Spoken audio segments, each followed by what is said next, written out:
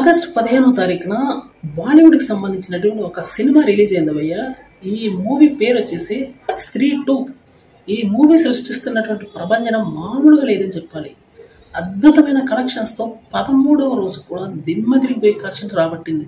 ఈ 13 రోజులకు గాను ఈ మూవీ రాబట్టినటువంటి కలెక్షన్లో 589 కోట్ల గ్రాస్ కలెక్షన్స్ అనమాట. అంటే కేజీఎఫ్ దాటి ముందుకెళ్ళిపోయింది. ఇంకా కల్కి అయితే ముందున్నటువంటి పరిస్థితి అనమాట. అంత అద్భుతమైనటువంటి కలెక్షన్స్ ఈ మూవీ దులిపే విధంగా రాబడుతుంది. రాజకుమార్ రావు ఈ మూవీకి అయితే డైరెక్టర్. హిందీలో వాళ్ళు చేసినటువంటి ఈ ప్రయోగానికి జనాలు నీరాజన పడుతున్నారని చెప్పడంలో డౌట్ లేదు. Comedy at the same time horror touch ఉన్నటువంటి ఈ మూవీతో జనాల్ని భయపెడుతూనే థియేటర్లకు రప్పిస్తున్నారని చెప్పాలి. ఇంత అద్భుతమైనటువంటి అవుట్పుట్ ఇవ్వడం అనేది మామూలు విషయం కాదు. హిందీలో ఈ మధ్యగా మనం చూసినట్లయితే అన్నీ కూడా ఫ్లాప్ సినిమాలు ఎక్కువ వస్తున్నటువంటి పరిస్థితి మనకు తెలియదు కాదు. ఇప్పటి వరకు అంటే దగ్గర ఏదో 1-2 సినిమాలు అడపదడప వస్తున్నాయి కానీ హిట్లు.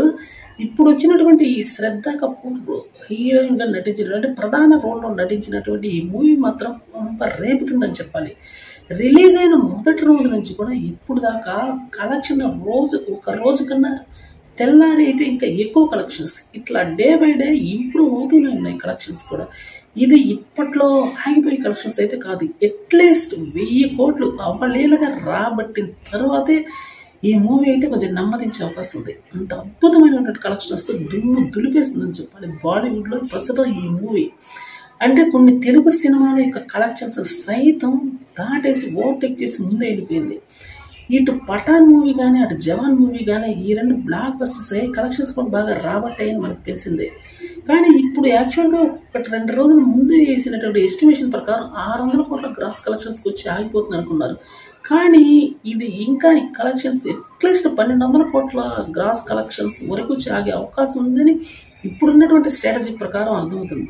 సో ఫైనల్గా చెప్పాలంటే ఈ మూవీ యొక్క రన్ మాత్రం అద్భుతమైనటువంటి రన్నింగ్ అనే చెప్పాలి. అట్లీస్ట్ 1 year తర్వాత పడ్డటువంటి సిసలైనటువంటి తిరుగులేని బ్లాక్ బస్టర్ చెప్పాలి ఈ మూవీకి. హీరోయిన్కి ఈ మూవీతో తిరుగులేనటువంటి పేరు వస్తుందని చెప్పడంలో డౌట్ లేదు. అలానే ఈ మూవీ యొక్క డైరెక్టర్ రాజ్కుమార్ రావు కూడా దిమ్మదిరిగిపోయే ఆఫర్లు అయితే ఇప్పుడే రావటం మొదలయ్యాయి.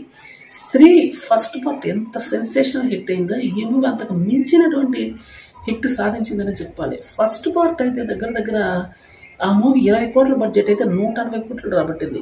ఈ మూవీ కూడా దగ్గర 100 కోట్ల బడ్జెట్ అయితే ఇప్పటికే 700 కోట్ల దగ్గరలో ఉంది.